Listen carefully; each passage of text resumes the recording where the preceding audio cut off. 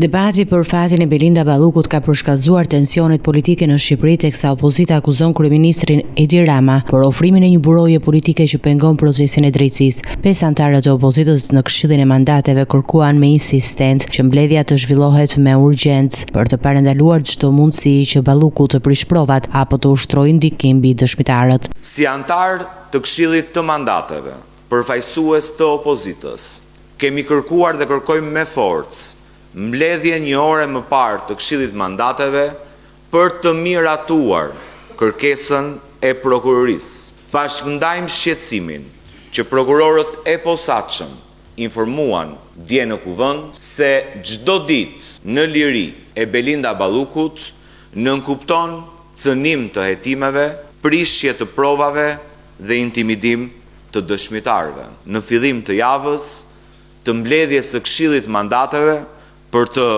dëgjuar kërkesën e prokurorisë, për të dëgjuar argumentat apo mbrojtjen që ka për të bërë e pandehura Balluku dhe për të marrë vendimin për t'i rekomanduar seancës plenare dhënien e autorizimit për arrestimin apo heqjen e lirisë ndaj zëvendës kryeministres Belinda Balluku. Gazmet Bardhi, kreu i grupit parlamentar, bëri publik se kërkesa e SPAK-ut për heqjen e imunitetit të zëvendës kryeministres nuk lidhet vetëm me tenderin e tunelit Llogaras, një nga lotet e Unazës së Madhe, por përfshin edhe 9 procedura të tjera, duke e çuar vlerën totale të parave të dyshuara të përfshira në 1.1 miliard euro. Për tenderin e tunelit Llogaras, e ka person nën hetim për një nga lotet e Unazës Tiranës, ndërkohë që në kërkesën e sjellën Kuvend sqaron se e kanë nën hetim edhe për 9 procedura të tjera, ku përfshihen 6 procedurat për lotet e Unazës Tiranës, koncesioni i rrugës Thuman Kashar dhe 2 procedura prokurimi për mirëmbajtje rrugësh. Dashur shqiptar, nuk bëhet fjalë për procedura mira euro. Totali të 11 procedurave prokurimit korruptive për cilën akuzohet qeveria e Edi Ramës ka vlerën e mbi 1 miliard euro.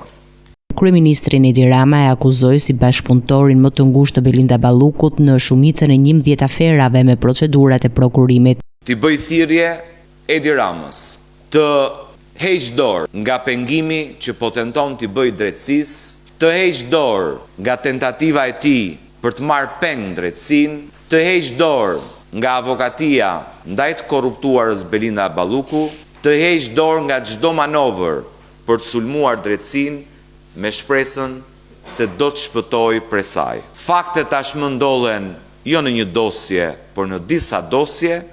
Fatin e tij në raport me përgjegjësinë përpara ligjit e ka përcaktuar vetë. Askush nuk i ka thënë të bëj korrupsion, askush nuk i ka thënë të shpërblej krimin organizuar me tendera dhe koncesione, askush nuk i ka thënë ndaj parat me bizneset e pista, ka qenë zgjedhja e tij.